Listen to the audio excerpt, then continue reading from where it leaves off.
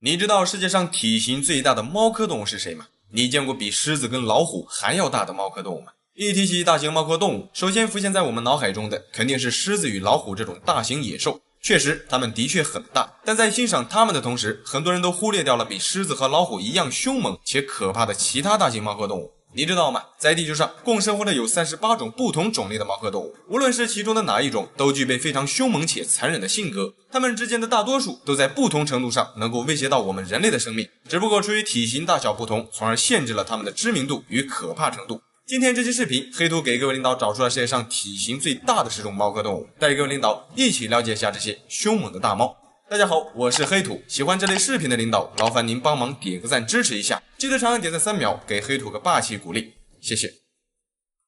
第10个，云豹。在了解云豹之前，我们首先要了解一下猫科动物的下属分类。地球上所有的猫科动物共分为2个亚科，一个是猫亚科，另一个则是豹亚科。通常猫亚科的动物体型较小，多数都为小型猫类，像我们常见的家猫，多数都属于猫亚科。而豹亚科的猫科动物体型通常都偏大，比如老虎与狮子这种大型野兽都属于豹亚科。而云豹这个物种就是豹亚科中体型最小的成员，它的体长最大也就在 1.1 米左右，体重可达70斤以上，大小与一些中型犬差不多，但是它们要比犬类可怕得多，特别是牙齿。如果按照牙齿与头骨的比例来看，那么云豹的上犬齿在所有猫科动物中位列第1位，它的上犬齿的长度可达 4.5 厘米，非常尖锐且锋利，附加上头骨，整体看上去与史前的剑齿虎有些相似。这种牙齿构造可以帮助它们捕食比自己体型更大的猎物。长长的犬齿和杀伤力极大的咬合深度，能够在短时间内对猎物造成致命一击。云豹主要都分布于亚洲的东南部，在我们国家的南方地区也有分布。在野外，它们主要靠捕食一些有蹄类和灵长类动物为食，有时候也会闯到人类的活动区域捕杀家畜。再有就是它们其实是一种非常擅长竖起的猫科动物，粗壮的尾巴可以保持云豹的平衡力，因此它们可以很灵活的在树上活动，包括捕食猎物。第9个，欧亚猞猁。这是一种生活在欧亚大陆的一种中型野兽，它们生活在一些较为寒冷的地区。欧亚猞猁是所有猞猁中体型最大的一种，它的体长最长可达 1.3 米，体重最大可达70斤。这个家伙的性情与它的外表一样，非常狡猾且凶猛。你知道吗？欧亚猞猁的体重虽然连100斤都不到，但是它们却可以独自猎杀体重超过300斤的猎物，像一些狍子、马鹿甚至是驼鹿都是欧亚猞猁的猎杀对象。由于生活在气温较低的地区，它们体内的能量消耗相对较高，因此它们每天必须要吃下足够的食物来为身体补充能量。一只成年的欧亚猞猁1天之内就需要吃掉大约4斤左右的肉。它们非常聪明，每次当捕杀的猎物较大吃不完时，它们会将剩下的食物埋在雪下进行冷藏，等饿了再回头去吃。虽然这家伙无论从智力还是凶猛程度都非常拔尖，但是在野外仍有很多大型捕食者是它们的天敌，像一些老虎、雪豹以及狼群都是猞猁的天敌，特别是狼群。欧亚猞猁的栖息地与狼高度重合，在野外两者碰面的机会会非常多。由于两者的食谱都差不多，所以它们经常会为了争夺领地食物资源而互相伤害。在猞猁与狼的对抗中，绝大多数都是狼群占优势，而猞猁为了报仇，只能等狼群不在的时候，偷偷的去猎杀狼的幼崽，以此去削弱狼的种群数量。而狼群也是因为这一点，对猞猁也是恨到了极点。所以在野外，狼群一旦遇到猞猁，绝大多数情况下都会将其杀死，主要目的也是为自己的幼崽清除隐患。第8个，雪豹。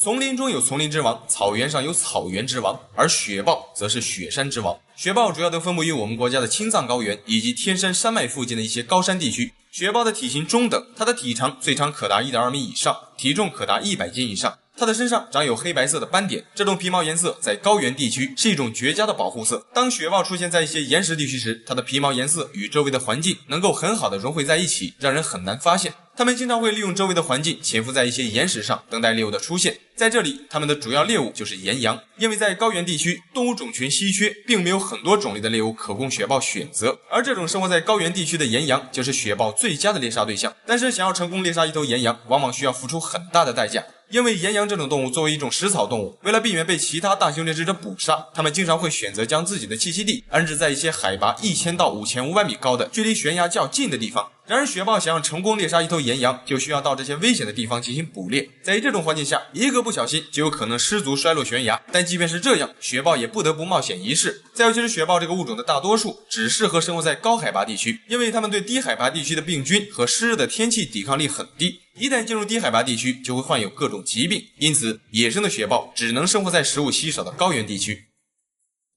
第7个，猎豹。猎豹在体型上并没有太突出，但是在速度上，猎豹可谓达到了极致。我们都知道，猎豹是陆地上奔跑速度最快的动物，它们能够在短短的3秒内就能达到每小时110公里以上的速度。要知道，这种速度至今为止仍是绝大多数的汽车都望尘莫及的。体型最大的猎豹是北非亚种，它的体长最长可达 1.5 米，体重可达140斤以上。猎豹的整体体型看上去都非常轻盈，细长的腿部和长长的尾巴都在一定程度上为猎豹的奔跑速度起着至关重要的作用。但也正是因此，使得猎豹的各项身体结构都在一定程度上削弱了猎豹的战斗力。比如它的爪子，猎豹的爪子又短又钝，而且不能收缩，这一点虽然可以帮助它在奔跑的时候能够更牢固地扣住地面，但同时也会失去像其他猫科动物一样锋利的攻击性，而且它们的牙齿相比其他大型猫科动物也较小，因此猎豹在捕杀猎物的时候只能够通过撕咬喉咙的方式让猎物窒息而死。如果一次性没有咬到猎物的喉咙，大多数情况下它们只能放弃继续猎杀，因为猎豹每一次高速奔跑仅能持续短短几分钟就需要进行休息，不然就会因为身体过热而产生虚脱的情况。第6个，花豹。花豹其实就是我们俗称的金钱豹，你知道吗？花豹的体型差异非常大，同样是成年花豹，但是它们的体重从200斤到60多斤不等。不同地区的花豹体型差异都有所不同。花豹共有9个亚种，其中体型最大的一个亚种是波斯豹。这种豹子的体长最长可达 2.4 米，体重超过了200斤。但由于栖息地环境的改变，使得这个亚种的数量急速下降，如今在野外几乎已经很难发现它们的踪迹了。现如今分布最广的就是非洲豹。非洲豹的体长可达 1.5 米以上，体重可达180斤以上。它们的分布范围非常广泛，在非洲的许多地区，甚至撒哈拉沙漠中都有可能出现它们的身影。再有就是花豹最突出的一项特征就是力量，你知道吗？这个家伙在抓到猎物后，可以用嘴叼着一个比自身体重还要重1半的猎物抓到树上挂起来，力量大得惊人。这样做的目的主要就是为了储存食物，将吃不完的猎物挂到树上，既不容易腐烂，也能以防被其他的动物吃掉，非常聪明。好，第5个，美洲狮。这是一种原产于美洲的大型猫科动物，它是猫亚科中体型最大的成员。注意，是猫亚科中最大的成员，并不是猫科动物中最大的。它们的体型大小与花豹差不多。美洲狮的体长最长可达 1.5 米以上，体重可达200斤以上。它们与花豹一样，栖息地不同，它们的体型大小也会有所差异。美洲狮通常都生活在一些森林、草原以及半沙漠等多种气候和自然环境中。它们非常善于攀爬与跳跃，尤其是跳跃能力。这个家伙向前轻松一跃就可达8到9米远，还能从10几米高的树上或者悬崖上直接跳到地面。在地面上，它们也可以跳到3米以上的高度。这种绝佳的跳跃能力可以帮助美洲狮更快速地捕获到附近的猎物，只要距离不超过20米，它们只需跳跃2次就可以到达猎物面前。与大多数野生猫科动物一样，美洲狮也是一种非常凶猛的野兽。在野外，它们的主要食物多数都是以各种有蹄类动物为食。与其他大型猫科动物不同的是，美洲狮对于人类来说相对还是比较温顺的。一般情况下，它们并不会主动袭击人类。在一些允许饲养美洲狮的地方，有些人甚至会将美洲狮当作宠物饲养。等长大后，它们也能够和猫狗和平相处。不过，它们与猫狗还是有很大的区别的。毕竟，这个家伙是一种具备很强的攻击性和杀伤力的野兽，对于人类来说仍是有一定的危险性的。第4个，美洲豹。这是一种让杀人不眨眼的鳄鱼都闻风丧胆的大型野兽。由于其皮毛颜色像豹子，但是整个身体的形态又更像老虎，因此它也被称为美洲虎。美洲豹是地球上现存的体型第3大猫科动物，它的体长可达 1.8 米，体重可达300斤以上。这个物种主要都分布于中美洲和南美洲，危机四伏的亚马逊流域就是美洲豹最喜欢的栖息地。在这里，除了人类，它们处于食物链的最顶端。生活在这里的巨骨舌鱼、黑凯门鳄，甚至巨型森蚺这些大型掠食者都有可能沦为美洲豹的猎物。它之所以能这么强悍，主要也是出自它们自身特殊的身体构造。美洲豹是一种进化的非常成功的物种，它们不仅可以像老虎那样下水游泳，也可以像豹子那样灵敏的爬树。更致命的是，它们拥有所有猫科动物里最强的咬合力。你知道吗？美洲豹的咬合力高达半吨，这使得它们可以轻易的就能够刺穿一些动物的头骨以及脊椎，像一些海龟和乌龟的壳子，美洲虎都有能力将其刺穿。在捕杀鳄鱼的时候，美洲虎则会直接选择鳄鱼的头盖骨进行攻击，一口下去就可以刺穿鳄鱼的头骨，对大脑实现致命一击。也正是出于自身强大的咬合力，使得美洲豹在捕杀猎物时很少会像其他的猫科动物选择喉咙处进行攻击，因为它们基本上不需要那么麻烦的步骤，直接跃而起爬到猎物的背部，选择头部进行爆头即可。这样的捕猎方式对于美洲豹捕杀的猎物来说，痛苦也会相对减少，战斗力那家伙是相当强悍。第3个，狮子。我们多数人对狮子这种猛兽并不陌生，那么世界上体型最大的狮子究竟有多大呢？你知道吗？在全世界，狮子其实共分为8种不同的亚种，亚种不同，体型也会不同。现存体型最大的狮子亚种是北非的巴巴里狮，也叫北非狮。这种狮子的体长可达 2.5 米，体重最重接近500斤。如果算上尾巴的长度，那么它的长度足足有 3.5 米长。只不过这个亚种由于受到人类的打压和捕杀，早在1925年就被认为在野外灭绝了。但后来人们又在世界各地的一些马戏团和动物园中陆陆续续的发现了很多血统不纯的巴巴里狮，因此人们还不能够完全确定这种狮子是否真的全部灭绝了。除了巴巴里狮，世界上绝大多数的狮子体型都很大。要知道，狮子是世界上现存平均体重最大的猫科动物，野生的雄性非洲狮的平均体重都在480斤，体长从 2.4 米到 3.3 米不等。至于它们的战斗力与凶猛程度，黑土就不过多的描述了。总之，在所有的大型猫科动物里，狮子是唯一的一种群居的大型食肉野兽，最多的时候它们可以多达30多头在一起活动，战斗力那家伙可想而知。第二个，西伯利亚虎。西伯利亚虎也就是生活在我们国家的东北虎，如果不包含其他杂交的猫科动物，那么东北虎就是世界上现存体型最大的猫科动物。一头成年的东北虎的体长最长可达 2.9 米，它的体重最重可达600斤以上。东北虎的大体型不仅仅是因为它们的体重，由于其生活在寒冷的北方地区，使得东北虎的皮毛通常要比其他温带地区的老虎皮毛更厚，本来体型就很大，外加上厚厚的皮毛会使得东北虎的体型显得更大。再有就是多数人在观看老虎的时候，多数都是远距离观看，实际上走近后你会发现，东北虎四脚站立的时候，它的头部就可以达到我们的胸口处，如果后脚站立起来，它们的高度最高可达3米。凭借着巨大的体型与凶猛好斗的性情，使得东北虎在自然界几乎可以横着走。即便是体型比自己还要大的乌苏里棕熊，东北虎也可以凭借自身强悍的狩猎技巧将其猎杀，相当威猛。第一个，狮虎兽。狮虎兽是雄性狮子与雌性老虎所交配产下的后代，由于其不具备完整的繁殖能力，因此狮虎兽还并不能算得上是一个新的物种。不过这并不影响它是猫科动物的事实。狮虎兽是现存所有猫科动物中体型最大的，它们的脸部相貌与狮子相似，身上也遗传了老虎的虎纹。狮虎兽由于是杂交而成，所以体内缺少了控制生长的基因，因此这个家伙从出生开始，身体就会不断的生长，直到它的身体承受不住为止。它们的体重可达800斤以上，体长可达 3.6 米，比世界上最大的狮子和老虎的体型都要大。不过由于基因问题，导致这个大家伙空有一个巨大的体格，整个身体缺乏很多猫科动物必备的协调性与灵活性。如果将它们放到野外，狮虎兽是没有能力靠自己生存下去的，因此它们必须要人类圈养。不仅如此，这个大家伙不仅成活率极低，它们的免疫力也很低，非常容易得病，如果不受人类照顾，在自然界几乎无法生存。好了，这期视频就到这里了，觉得还不错的领导记得帮黑兔点个赞，谢谢。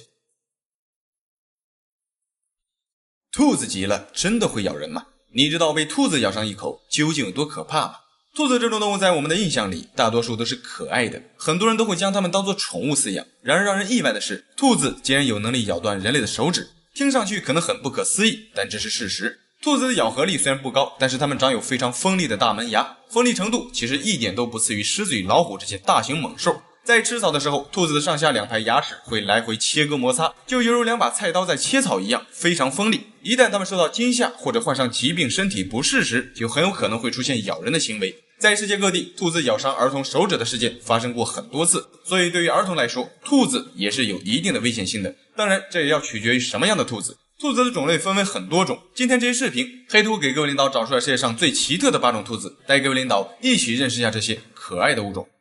大家好，我是黑兔。春节即将到来，黑兔在这里提前祝各位领导在新的一年里财源滚滚，万事大吉，身体健康，大吉大利。如果您喜欢这类视频，劳烦您帮忙点个赞支持一下，谢谢。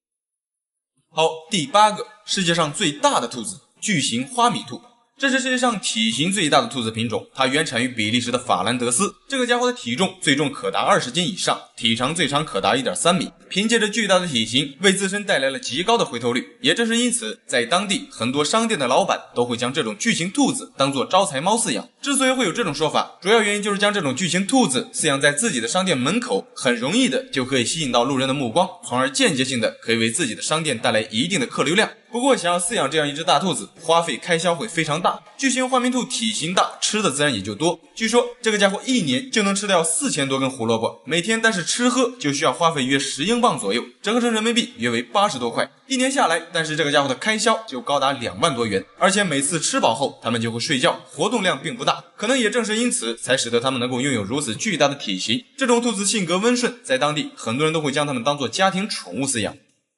第7个，世界上最小的兔子——荷兰侏儒兔。它是世界上现存体积最小的一种宠物兔，即便是成年后，它们的体重也仅为1000克左右，成年人一只手就可以将它握在手里。这种兔子的耳朵很短，没有耳垂，2只耳朵竖立在头顶上，非常可爱。但就是看上去这么可爱的一个小家伙，在早期培育的时候，却是一个携带攻击性的物种。没错，它们会咬人。导致这种情况的主要原因，就是前期荷兰侏儒兔的育种者在培育这种小型兔子的时候，选用了野生的兔子，导致早期培育出来的兔子行为方式更接近于野兔，而不是家兔。后来经过几代人的选育，如今这个兔子的性情已经成为了一种温顺友善的宠物兔。对比上面的巨型花名兔，饲养这样一只侏儒兔要省心得多。这种小兔子不仅食量不大，而且它们对生活空间的需求也较小。更优秀的是，它们天生就携带一种爱干净的本能。这个小家伙在排便的时候，通常都会选择同一个地方，而且智力也比大多数的兔子高得多。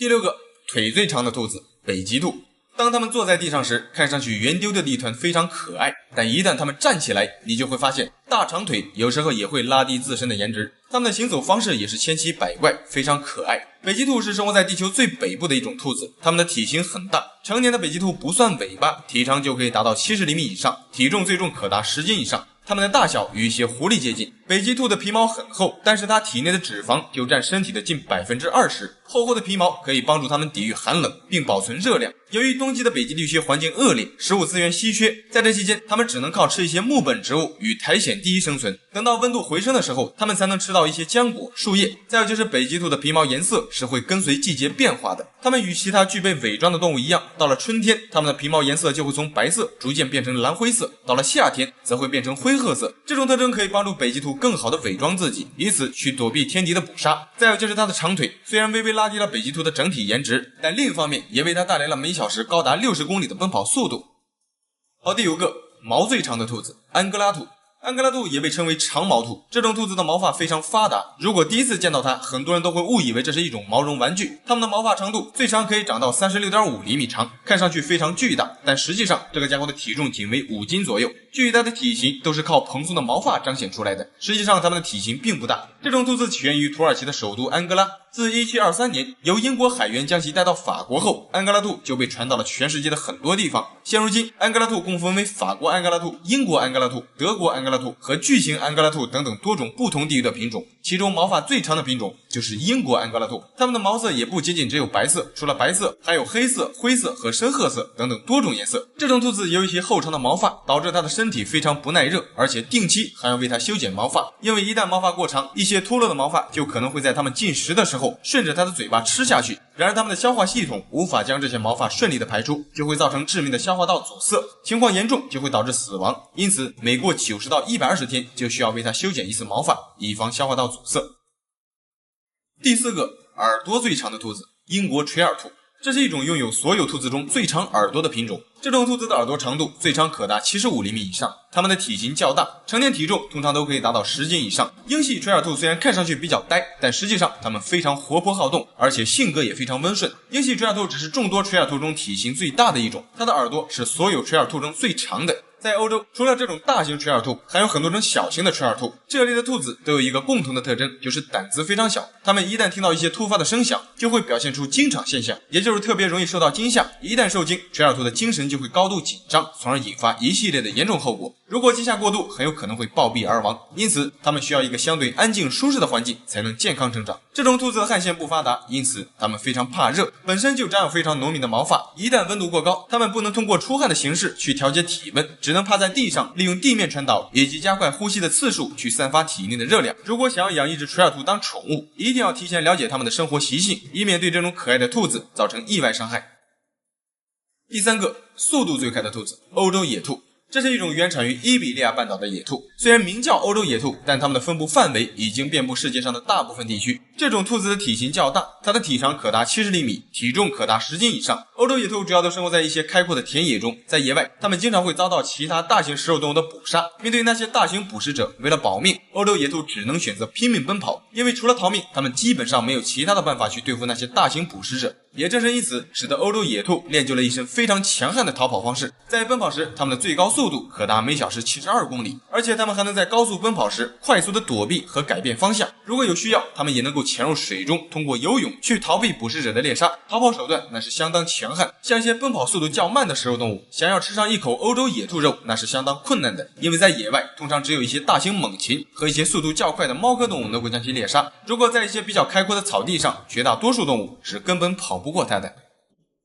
第二个，最不像兔子的兔子，鼠兔。这个小家伙长相非常可爱，外观看上去非常像鼠类，但它们的行为方式却又很接近兔子。实际上，这个物种既不是兔科动物，也不是鼠科动物，它们是兔形目的鼠兔科动物，与兔子比较接近。鼠兔是一种小型哺乳动物，它们原产于亚洲和北美的寒冷气候，在全世界共有30多种不同的种类，但是生活在我们国家的就有高达24种，其中有10种是我们国家独有的物种。它们的整体体型都很小，鼠兔的四肢短小，体长仅为10到30厘米，体重仅为半斤左右。这种鼠兔栖息于各种草原、森林以及多岩石的山坡上，在野外它们主要以各种植物为食。再有就是这个小家伙对于温度有极高的要求，鼠兔只适合生存在较为寒冷的地区，它们只能生活在温度低于 25.5 度的环境下，如果高于这个温度，它们就有可能因不适导致死亡。相反，如果在寒冷的环境下，即便是温度低至零下20度，它们也能在野外正常活动，并且不会被冻死。这个家伙常年昼夜出动，从不冬眠，即便是到了寒冬腊月，它们照样会出门觅食，抗寒能力极强。第一个，最稀有的兔子，苏门答腊兔。这种兔子的外貌并没有太突出，但它却是世界上最罕见的一种兔子。毫不夸张地说，它们比大熊猫还要稀有得多。因为半个世纪以来，人类对苏门答腊兔仅有3次目击记录。由于比较罕见，因此人们对它的信息知之甚少，只知道这种兔子仅生活在印度尼西亚的苏门答腊岛。从发现的标本中观察到，它们的体长约在40厘米左右，体重可达3斤。最明显的特征就是它的皮毛上有黑色或深棕色的条纹。它们主要都生活在山地丛林地区。其实在上个世纪，苏门答腊兔的踪迹还有很多，只不过当地的居民并没有对这种野兔产生多大的兴趣，因此也就忽略了这种兔子的存在，甚至压根就没意识到这种兔子的存在。直至今日，苏门答腊兔变稀缺的原因究竟是什么，仍没有一个确切的答案。有可能是人类栖息地扩张所导致的，也有可能是其他的原因。总之，对于人类来说，苏门答腊兔是一个非常神秘的物种。好了，这期视频就到这里了。最后再次祝愿各位领导在新的一年里突飞猛进，财源滚滚，身体健康，大吉大利。谢谢。你见过头断了照样能长出来的动物吗？你以为不死之身真的不存在吗？你知道吗？在我们生存的地球上，有这样一类动物，它们的身体或者器官在受到损伤或者残缺时，可以借助自身特殊的细胞组织进行重建。这里的重建并不是指普通的伤口愈合，而是重新长出新的肢体或者器官，有些甚至是头部断掉，仍可以长出新的头颅。最强悍的一个，即便是身体被剁碎，照样可以恢复成最初的形态，其中有一些可能真正做到了不老不死、不生不灭的状态。今天这期视频，黑土就给各位领导找出了世界上再生能力超强的9种动物，带各位领导一起认识一下这些神奇的物种。大家好，我是黑土，喜欢这类视频的领导，劳烦您帮忙点个赞支持一下，记得长按点赞3秒，给黑土个霸气鼓励，谢谢。好，位列第9位的就是非洲刺毛鼠。这是一种生活在非洲和亚洲西南部岩石和沙质地区的一种刺鼠。刺鼠的种类多达10几种，它们最明显的特征就是身上都长有类似于刺猬一样的尖刺。除了皮毛上的尖刺，其外观与大多数的鼠类相似。这是一种小型哺乳动物，在野外主要以一些谷物和植物为食。这种刺鼠每当遇到天敌或者其他捕食者的时候，一旦被天敌咬住，它们就可以像壁虎那样直接断掉自己的一块身体部位，以此换取自身的安全。我们都知道，壁虎通常都是通过断掉自己的尾巴来换取逃脱时间，而这种刺鼠则会直接将自己被咬住的一大块皮肤扯掉，以此来保全性命。而且这个家伙即便有大片的皮肤组织被扯下，过一段时间后，它仍可以重新长出完整的新皮肤，包括毛囊、汗腺以及毛发和一些软骨组织。更强悍的是，这家伙的伤口恢复后几乎不会留下任何疤痕，恢复的会非常完美，并且这个家伙是迄今为止人类已知的唯一一种拥有这种能力的哺乳动物。世界上绝大多数的哺乳动物都不具备这种能力，也正是因此，非洲刺鼠对于医学研究有着至关重要的作用。也许有一天，人类也可能实现肢体断掉后重新长出的梦想。第8个，螃蟹。螃蟹自断手臂的视频，相信很多领导都看过。它的这种行为主要就是出于保命。单看视频，相信很多人都会为螃蟹感到惋惜。毕竟断条胳膊对于绝大多数动物来说都是极其残忍的。但是请各位领导不要担心，你知道吗？螃蟹自断手臂之后，过一段时间就会重新长出一个新的手臂，而且与之前的并没有什么差异，功能也非常齐全。不仅是前端的2个大钳子可以再生，即便是用来移动的腿，外加上前面的钳子都断掉，它们也可以实现再生。不过想要实现这种再生能力，前提是要拥有足够的能量，也就是食物。如果没有足够的食物为螃蟹的体内提供足够的营养，那么它们也就无法再生自己失去的身体部位。也就是说，断掉4肢的螃蟹必须在合适的条件下才可以实现肢体再生。如果它栖身的水中缺氧或者光线过多时，也会影响到螃蟹的再生能力。在美国的佛罗里达州生活的一种石蟹，在当地如果捕获整只石蟹就是违法的。如果实在想吃，你可以将这种石蟹的爪子掰掉，然后将其身体放掉，仅吃掉它的大钳子却是合法的。之所以会有这样的规定，主要就是出于螃蟹的再生能力，因为不吃它的身体，日后它仍能长出新的大钳子。对了，再有就是这种螃蟹的肢体，只有在保证连接身体的关节处完好无损的情况下，才能实现再生。如果关节处的薄膜受到损伤，不仅不能实现再生，而且它们的生存几率也会大大降低。第7个，墨西哥盾口螈。墨西哥盾口螈也被称为6角恐龙，这是一种生活在墨西哥的两栖类动物，是当地特有的物种。它们的体型不大，体长也就在30厘米左右。这个家伙最引人注目的地方就在于它们拥有极强的再生能力。之所以说极强，是因为这个家伙即便是部分大脑被截断，它仍能够在短时间内长出新的大脑，再生能力相当强悍。当然，它们的4肢、尾巴、眼睛、皮肤，包括肝脏器官都可以实现再生，而且不留疤痕。不仅如此，科学家将其他的外来器官移植到墨西哥盾口螈的身上之后，发现它们不仅可以自己修复受损的肢体，而且它们也可以很容易的接受其他外来移植器官，并且恢复这些外来器官的全部功能，包括眼睛和部分大脑，自我修复能力相当强悍。也正是因此，墨西哥盾口螈吸引到了很多科学家对其进行研究。人们主要就是想研究它们极强的再生能力，希望日后实现人体再生。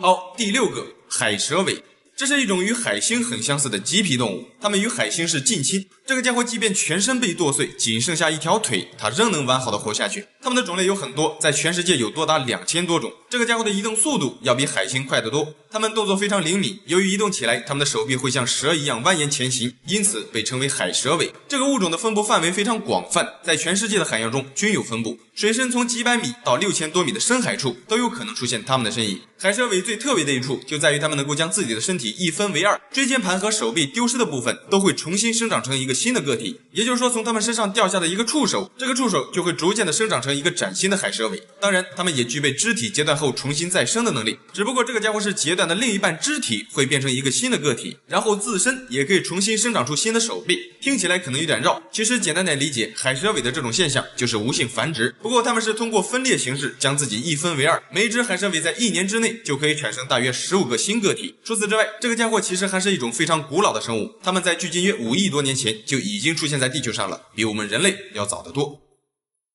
好，第5个，斑马鱼。这种鱼看上去平平无奇，貌似就是一种普通的观赏鱼，但实际上它是一种与人类基因非常接近的脊椎动物。你可能很难相信，这么一个小家伙，它的基因组中约有3万多个基因，数量与我们人类差不多，并且斑马鱼的许多基因与我们人类都存在着一一对应的关系。据科学家研究发现，这个家伙在分子水平上竟然有高达 85% 与人类相同，特别是它的心血管系统的早期发育现象以及体内肿瘤的出现情况都与人类极为相似。也正是因此，使得斑马鱼成为了人类研究疾病的最佳实验动物。这不研究不知道，一研究吓一跳。经过研究发现，斑马鱼在幼体阶段竟然有能力再生它们的心脏，它们的心脏在受损后仅需约2个月的时间就会完全再生，并且没有留下任何疤痕。这一发现对于人类来说是至关重要的。要知道，斑马鱼与人类的相似之处有很多，它可以使心脏再生这一点，如果经过研究过后，一旦成功适用于人类，那对于心血管疾病来说将会是一个颠覆性的改变。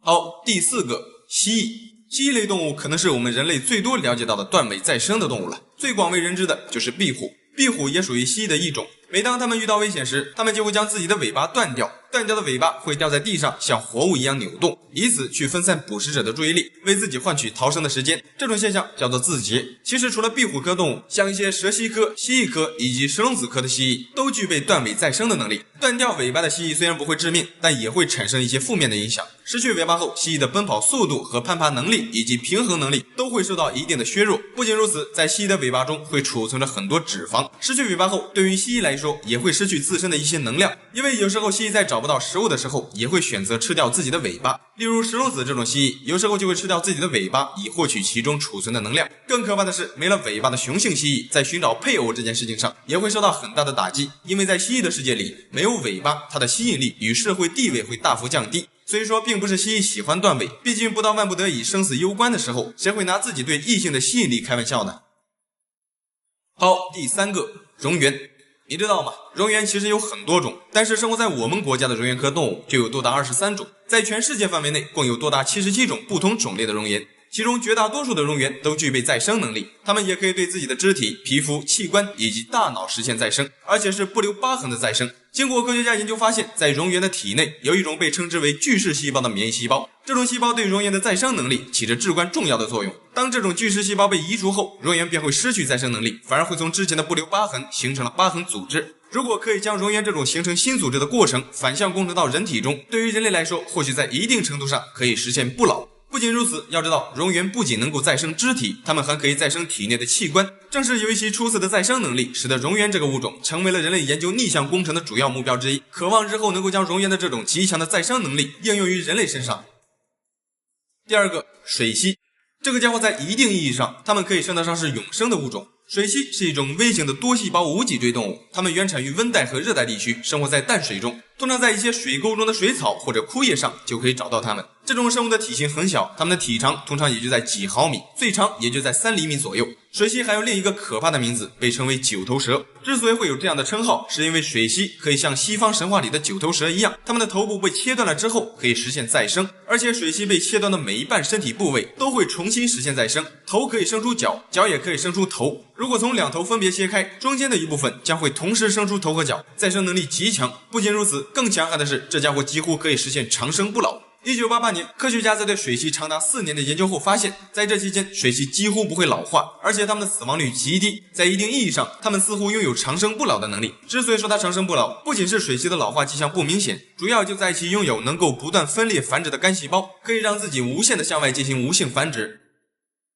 好，第1个，涡虫。我们都知道，记忆是储存在我们的大脑里的，但是这一项定论对涡虫这种生物来说是不存在的。之所以这样说，是因为涡虫这个物种，即便大脑被斩首，重新生长出来的新大脑仍然会保留着以前的记忆。这就是涡虫要比以上那些再生物种更强悍的原因之一。涡虫是一种3长目非寄生的扁虫，它们的体长从2毫米到10厘米不等。这个物种在世界上很多地方都很常见，它们通常都生活在一些咸水和淡水池塘的河流中，也有一部分是陆生的。涡虫是人类已知世界上再生能力最强的物种之一，它们的身体即便是被切成碎块，每一个碎块都可以实现再生，成为一个完整的生物体。据估计，一只涡虫即便是被切成279块，它们仍可以在短短的几周内，这些碎块就可以再生成为完整的涡虫，非常强悍。不仅如此，更强悍的是它们的记忆。据研究发现，涡虫的记忆可能并没有全部储存在大脑里，很有可能就储存在它们身体的其他部分中。1963年，一位科学家将一批训练过的涡虫磨成小块，然后喂给其他没有经过训练的涡虫，最终发现这些没有经过训练的涡虫在吃掉训练过的涡虫身体后，竟然在一定程度上继承了它们的记忆。这表明涡虫的记忆似乎真的可以通过化学的方式进行转移。至于涡虫是怎么做到的，人类还尚不清楚。好了，这期视频就到这里了，觉得还不错的领导记得帮黑图点个赞，谢谢。